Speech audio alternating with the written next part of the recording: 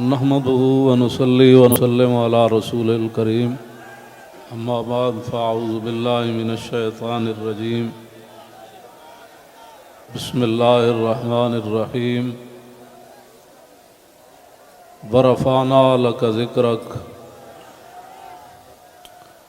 صدق الله العظيم وصدق رسوله النبي الكريم الأمين الصلاة والسلام عليك يا سيدي يا رسول الله وعلى آلك وأصحابك يا خاتم النبيين۔ تحریک لبیک یا رسول اللہ، تحریک لبیک پاکستان کے تمام ذمہ داران، تمام عشاقان مصطفیٰ علیہ تحیت و ثنا، آپ حضرات نے جس انداز میں نبی علیہ الصلوۃ والسلام کی عزت آبرو پر پہرا دینے کے لیے 15 نومبر کو لیاقت باغ سے ہوتے ہوئے فیض آباد پہنچے ہیں، حضرت ابو ایوب انصاری نے پوری رات پہرا دیا تو میرے آقا نے فرمایا اللہم احفظ ابا ایوب کما بات یحفظنی، یا اللہ ابو ایوب انصاری نے جیسے پوری رات میرا پہرا دیا، یا اللہ ہمیشہ ان کی تو حفاظت فرما۔ اور جو تم ہمارے تحریک لبیک یا رسول اللہ کے ساتھ کر رہے ہو، یہ آپ کے لیے مناسب نہیں ہے۔ میں بڑا محتاط لفظ بول رہا ہوں، صدا بادشاہی میرے رب کی ہے، وفا موختی ازما بکار دیگراں کر دی۔ وفا تم نے اسلام سے سیکھی، مراد یہ ہے کہ اسلام آباد یہ مسلمانوں کی جو ہے وہ جگہ ہے اور اس کے لیے لاکھوں مسلمانوں نے قربانیاں دی۔ وفا موختی ازما بکار دیگراں کر دی، اور ربودی از گوہر ماں نثارے دیگراں کر دی۔ ہیرے جواہرات تم یہاں سے لوٹتے ہو اور وہ نچھاور غیروں پر کرتے ہو۔ صدا بادشاہی میرے رب کی ہے، اس حد تک آگے نہ جاؤ کہ پھر تمہیں بھاگنے کے لیے اللہ کے غضب سے جگہ بھی نہ ملے۔ مٹے نامیوں کے نشان کیسے کیسے، اور زمین کھا گئی آسماں کیسے کیسے۔ آپ کو جو بھی حضور نے فرمایا مومن بزدل تو ہو سکتا ہے، جھوٹا نہیں ہو سکتا۔ جو تمہیں غلط رپورٹیں دیتے ہیں ایجنسیوں والے، ایک دن عدالت لگنی ہے جہاں ایک بلی کو باندھنے والی عورت جہنم میں چلی گئی، حضور نے فرمایا میں نے دیکھا اس کا چہرہ نوچ رہی تھی۔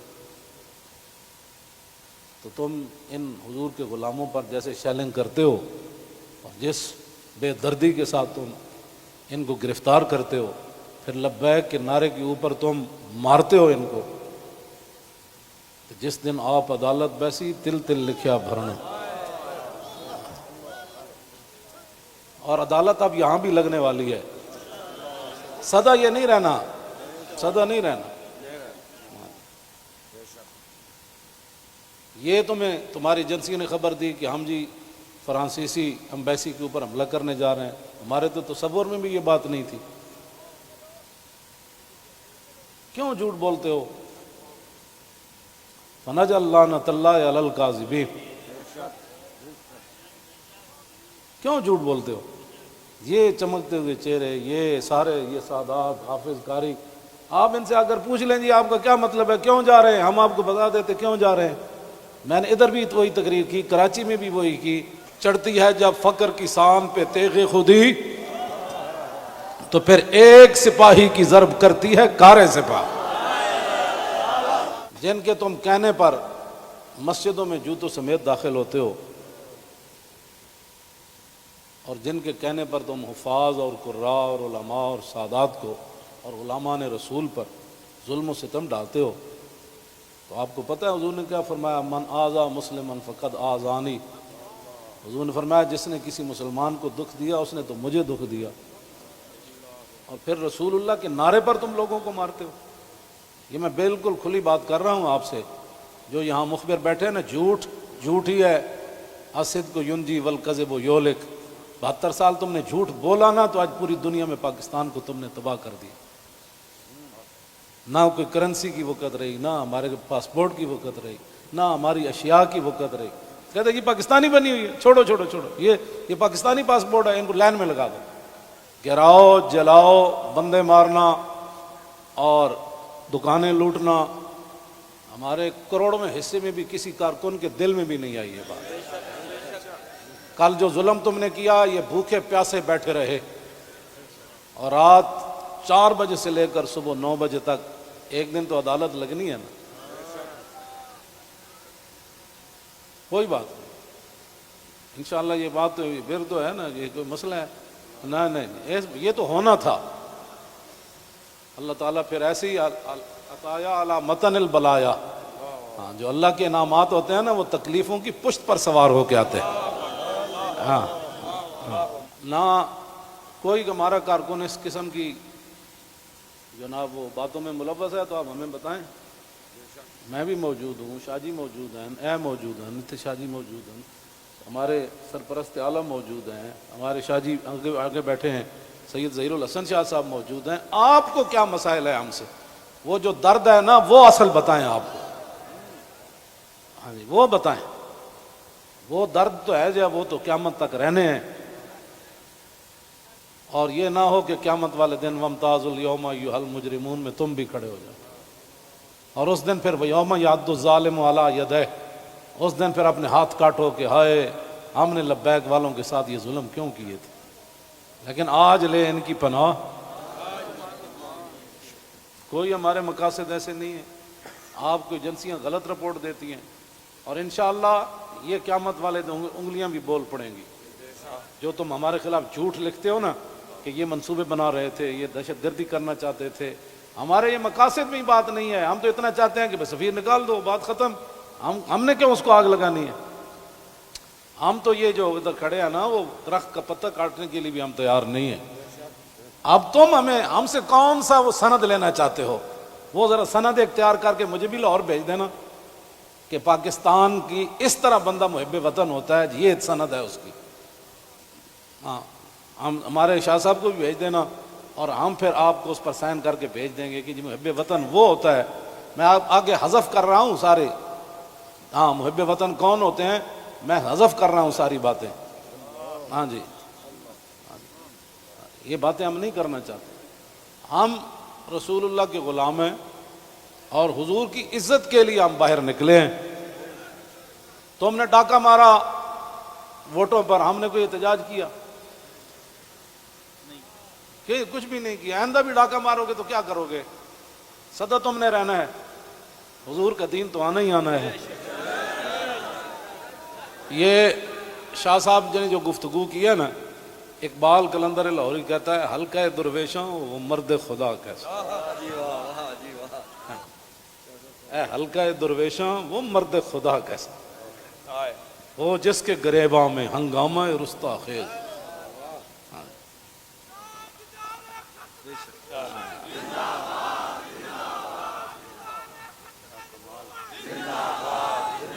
وہ حلقہ درویشوں وہ مرد خدا کیسا. ہاں، اللہ جو ذکر کی گرمی سے شمع کی طرح روشن، جو فکر کی سرعت میں بجلی سے زیادہ تیز. حلقہ درویشوں وہ مرد خدا کیسا.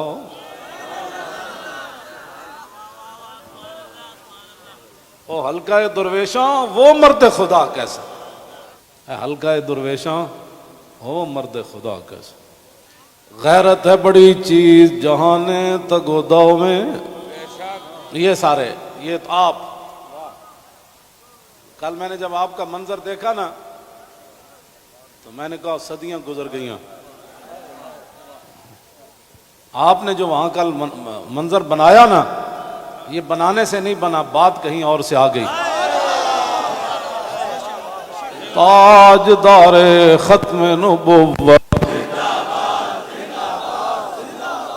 اور اللہ تعالیٰ پاکستان کو سلامت رکھے.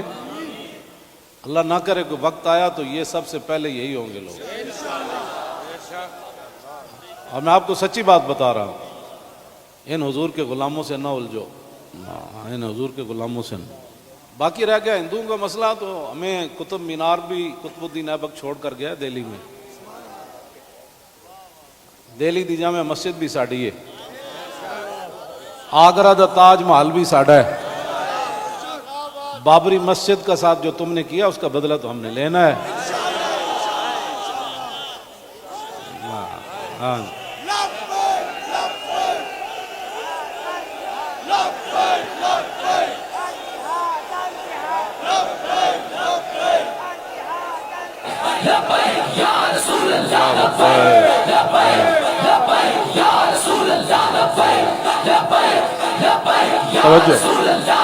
آپ کو بھی ہماری سمجھ نہیں آئی، اللہ آپ کو سمجھ عطا فرمائے، آپ کو سمجھ عطا فرمائے. اللہ اقبال کی گل کر گیا، حاصل کسی کامل سے یہ پوشیدہ ہنر کر، حاصل کسی کامل سے یہ پوشیدہ ہنر کر، کہتے ہیں کہ شیشے کو بنا سکتے ہیں خارا. اور جو آپ کر رہے ہیں، دین ہاتھ سے دے کر اگر آزاد ہو ملت. رسول اللہ کی عزت پر بات بن گئی، اور پھر قبر کے اندر رسول اللہ نے پوچھ لیا، ہاں جی وہ آئے تھے تو آپ بجائے اس کے ان کے ساتھ کھڑے ہوتے، آپ ان کو مارتے رہے، آپ ان کے خلاف پرچے کاٹتے رہے. اس طرح نہ کریں، آپ کی بڑی مہربانی ہے. ہم سے بڑا کوئی محب وطن کوئی نہیں، اور ہم سے بڑا کوئی رسول اللہ کے دین کی بات کرنے والے بڑے بڑے ہیں. میں بھی ان کے ساتھ شامل ہوں، یہ نہیں میں کہتا، بڑے بڑی دنیا موجود ہے. میں تو اب بھی نیچے بیٹھنا تھا، ان حضرات نے کہا نہیں اوپر بیٹھے. ان حضرات نے کل جو قیادت کی ہے آپ حضرات کی، اور آپ نے جو قربانیاں دی ہیں، صدیوں کے بعد لوگ کہیں گے نہیں یہ ایسے ہو نہیں سکتا، نہیں ہو سکتا، ایسے ہو سکتا ہے. میڈیا والے ہمارے اپنے بچے ہیں، ان کو بھی ہم کہتے ہیں کہ قیامت والے دن حصل ما فی الصدور بھی ہوگا. میں اس وقت سینے میں کیا سوچ رہا ہوں، آپ کیا ہیں، یہ بھی راز نکال کر رکھ دیے جائیں گے. تو اگر یہ تمہارے یہ باتیں حضور کے کام نہ آئیں، تمہارا یہ کیمرہ، یا تو ہم غلط کام کر رہے ہو نا، تو پھر آپ بالکل ہمارے خلاف بات کریں. جب صرف بات رسول اللہ کی عزت کی ہے، آپ آگے لگے نا، ہم آپ کے ساتھ ہیں. آپ آگے لگے، ہم آپ کے ساتھ ہیں. کوئی بھی آگے لگے، ہماری ویل چیئر پیچھے رہ گئی، ہمارے یہ قائدین پیچھے رہ گئے، تو بات کرنا. اس طرح نہ کریں ہمارے ساتھ. ادھر جو بیٹھے ہیں نا، وہ درد دل رکھنے والے کوئی پاکستان کے بارے میں، وہ ہماری بات اگر ان کے کان صحیح ہیں تو وہاں تک پہنچائیں. لوگوں کے گھروں میں سیڑھیاں لگا کے داخل ہونا، پتہ ہے نا رسول اللہ کنگھی فرما رہے تھے تو ایک بندہ آیا تو اس نے دستک دی، تو پھر وہ جو دروازے کے سوراخ ہیں انہوں نے پھر وہاں سے دیکھا تو رسول اللہ وہ کنگھی لے کر جلدی سے آئے، اور میں قریب تھا کہ میں اس کی آنکھ نکال دیتا. ہم نے جن کا کلمہ پڑھا ہے نا، تم نہ کسی عورتیں دیکھتے ہو، نہ بچیاں دیکھتے ہو، نہ بچے دیکھتے ہو، نہ مسجد دیکھتے ہو. اور یہ میڈیا والے قیامت والے دن مسجدیں تو اٹھا کر رکھ دی جائیں گی، لیکن میڈیا کا سامان نہیں رکھا جائے گا، یہ ان پلڑوں میں رکھا جائے گا. تو اس دن پھر کیا ہوگا؟ آپ کم از کم مسجدوں کے تقدس کا تو خیال کریں کہ بھائی جوتوں سمیت مسجدوں میں داخل ہو جاتے. ایک وہاں دروازہ توڑا گیا تو پورا میڈیا چیخا، اجی یہ کیا ہو گیا، کیا ہو گیا. تو آپ کو پتہ ہے کتنے مسجدوں کے دروازے انہوں نے توڑے، کتنی مسجدوں میں جمعہ نہیں ہوا، کتنے اماموں کو اٹھا لیا گیا، کتنے خطیبوں کو اٹھا لیا گیا، اس جرم میں کہ لبیک کا نعرہ لگانا ہے. یہ تو لگنا ہے. میرے آقا و مولا اونٹنی پر سوار ہو کر تشریف لے جا رہے ہیں. یہ ہمارے لیے تھا، ورنہ وہاں اس اونٹنی نے کیسے پھسلنا تھا. اونٹلی پھسلی، حضرت طلحہ بن عبید اللہ چھلانگ لگا کر رسول اللہ کو جا کے ہاتھ رکھا، جعلن اللہ فداک یا رسول اللہ، حضور آپ کی اونٹنی کیوں پھسلی؟ میں جو قربان ہونے کے لیے صرف اونٹنی پھسلی تو اتنے بڑے واقعات ہو گئے، اور تم ہمیں لالا پاپی دیتے ہو، ایسے ہو جائے گا تو ایسے ہو جائے گا، ایسے کچھ بھی نہیں ہوگا۔ ہاں، حضور کی عزت پر پہرا دو۔ ہم چاہتے ہیں کہ قیامت والے دن آپ بھی رسول اللہ کی ناموس کے محافظین کی لائن میں آ جائیں۔ توجہ، آپ اس لائن میں لگ جائیں جس میں نور الدین لگا ہوا ہوگا، آپ اس لائن میں لگ جائیں جہاں صلاح الدین لگا ہوگا، آپ اس لائن میں لگ جائیں جہاں محمود غزنوی لگا ہوگا، شہاب الدین محمد غوری لگا ہوگا۔ کیوں اس طرح اپنی دنیا آخرت برباد کر رہے ہو پھر؟ اور جو نکلتے ہیں آپ ان پر بھی ظلم کرتے ہو، اس کی اجازت نہیں ہے۔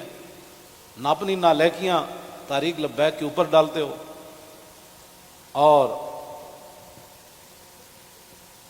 چوکوں میں کھڑ کے آدھے گھنٹے کے لیے احتجاج کرنے سے کشمیر آزاد نہیں ہوتے۔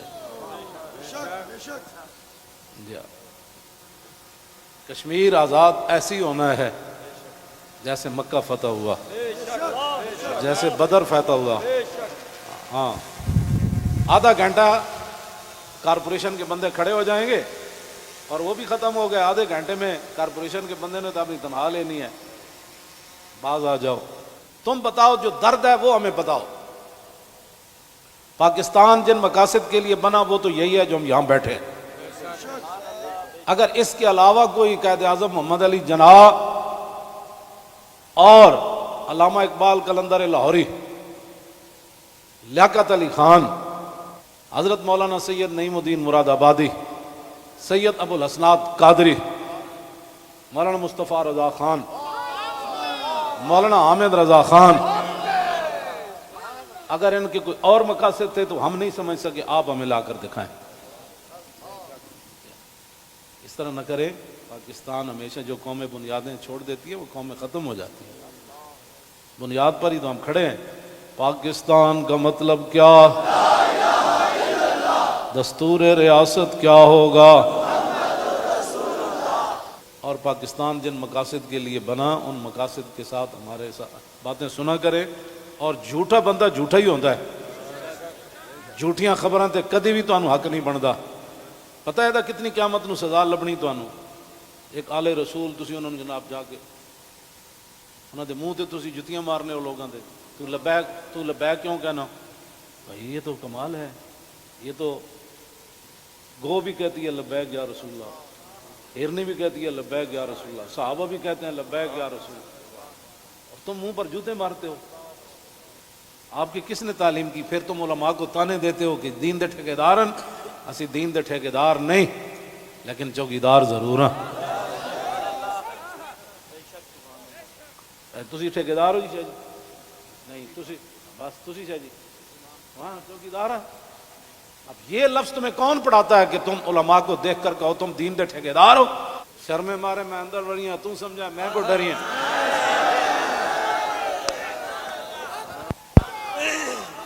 یہ کیڑی بات؟ یہ کیا بات مال ہے؟ یہ کیا ٹھیکیداری؟ تو کبھی بھی ہم نے دعوے نہیں کیے، یا کبھی کہا ہو تو بتاؤ ہم نے ٹھیکیداری کی دعوت کی ہے، دعوے کیے ہم نے کبھی بھی نہیں کہا۔ ہم تو رسول اللہ کے غلام ہیں اور رسول اللہ کی عزت کی بات کرتے ہیں۔ اور اگر یہ جو مجمع ہے اور یہ جو عاشقان مصطفیٰ، اس کے مقابلے میں آپ کے پاس دنیا میں کوئی بندے ہیں نا تو وہ میرے سامنے لاؤ۔ رسول اللہ لبیک لبیک لبیک یا رسول اللہ لبیک لبیک لبیک یا رسول اللہ لبیک لبیک لبیک یا رسول اللہ لبیک لبیک لبیک یا رسول اللہ۔ عن الحسن بن علی رضی اللہ تعالی عنہما قال سألت خالي عند ابن أبي علا وكان وصافا عن حلية رسول الله صلى الله تعالى عليه وسلم أنا أشتهي أن يصف لي منها شيئا نتعلق به فقال كان رسول الله صلى الله تعالى عليه وسلم فخما مفخما يتلالى وجهه تلالى القمر ليلة البدر أطول من المربوع وأكثر من المشذب عظيم العامد رجل الشعر إن فرقت عقيقة فرقها وإلا فلا يجاوز شعره شحمة أذنيه إذ هو بفره وأزهر اللون واسع الجبين أزج الحواجب سوابغ من غير قرن بينهما عرق يدر والغضب أقنى العرنين له نور يحسبه من لم يتأمل وشم كس اللحية سهل الخدين دلي الفم مفلج الأسنان دقيق المسربة كأن عنق أجيد دمية في صفاء الفضة معتدل الخلق بادن متماسك سواء البطن والصدر عريض الصدر بعيد ما بين منكبين ضخم الكراديس أنور المتجرد موصول ما بين اللبة والسرة بشعر يجري كالخط عاري الثديين والبطن مما سوى ذلك أشعر الذراعين والمنكبين وعالي الصدر طويل الزندين رحب الراحة شسن الكفين والقدمين سائل الأطراف أو قال شائل الأطراف خمسان الأخمسين مسيح القدمين ينبو عنهما الماء إذا زال زال قلعا يخطو تكيفا ويمشي هونا ذري المشية إذا مشى كأنما ينحت من سبب وإذا التفت جميعا خافض الطرف نظره إلى الأرض أكثر من نظره إلى السماء جل نظر الملاحظة يسوق أصحابه يبدأ من لقي الصلاة.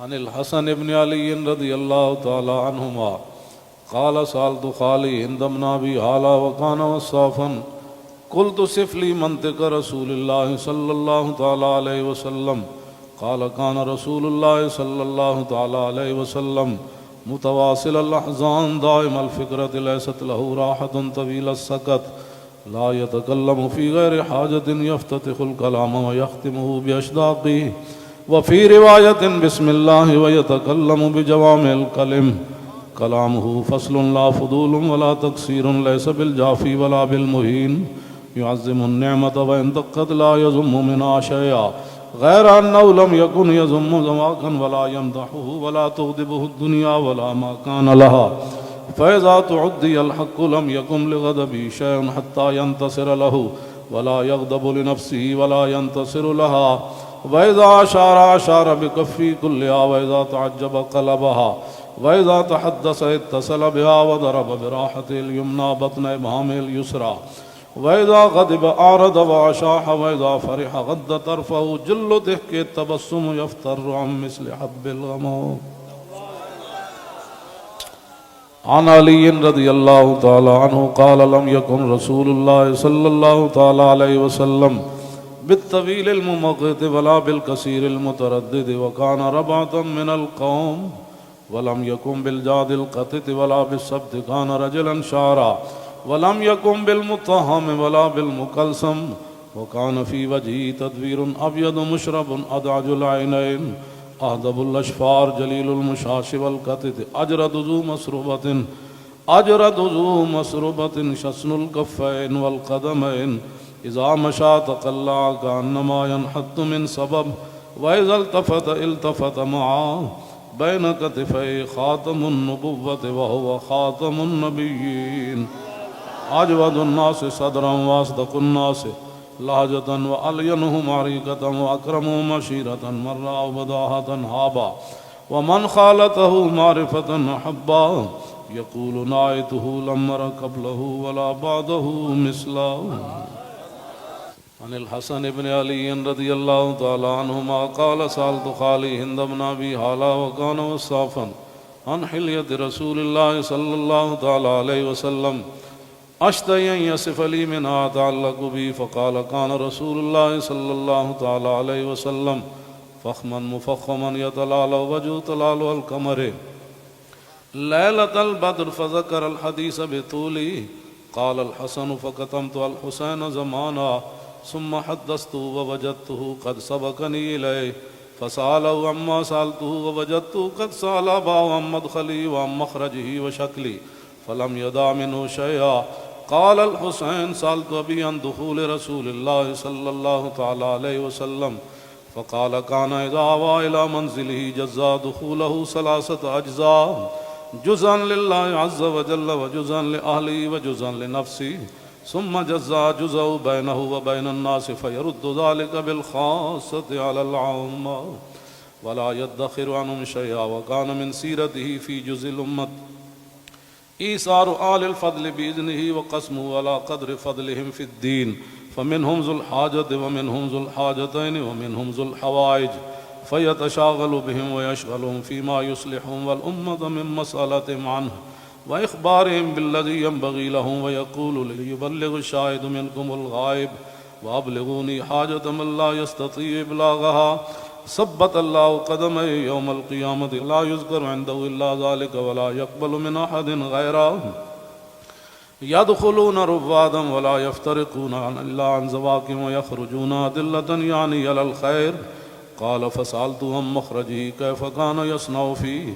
قال كان رسول الله صلى الله تعالى عليه وسلم يخزن لسانه إلا فيما يعنيه ويؤلفهم ولا ينفرهم ويكرم كريم كل قوم ويوليه عليهم ويحذر الناس ويحترس منهم من غير أن يطوي على أحد منه بشره وخلقه ويتفقد أصحابه وسأل الناس عما في الناس ويحسن الحسن ويقويه ويقبح القبيح ويوهيه معتدل الأمر غير مختلف فيه لا يغفل مخافة أن يغفلوا أو يملوا لكل حال عنده وتعد لا يكسر عن الحق ولا يجاوزوه. الذين يلونه من الناس خيارهم أفضلهم عنده أعمهم نصيحة وأعظمهم عنده منزلة أحسنهم مواساة ومبازرة.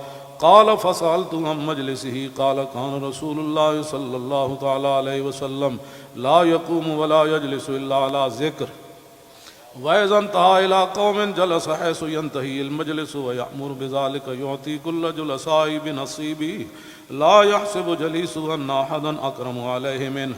من جالسه وفاوضه في حاجة صابره حتى يكون هو المنصرف عنه، ومن سأله حاجة فلم يرده إلا بها أو بميسور من القول قد وسع الناس بسطوا وخلقوا فصار لهم أبا فصاروا عنده في الحق سواء.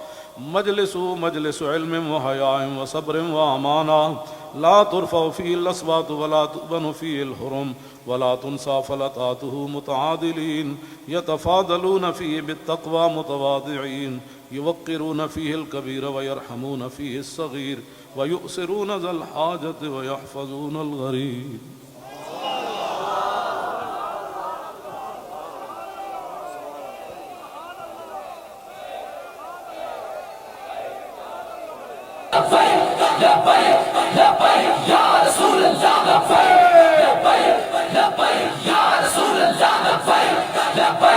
لبيك يا رسول الله لبيك لبيك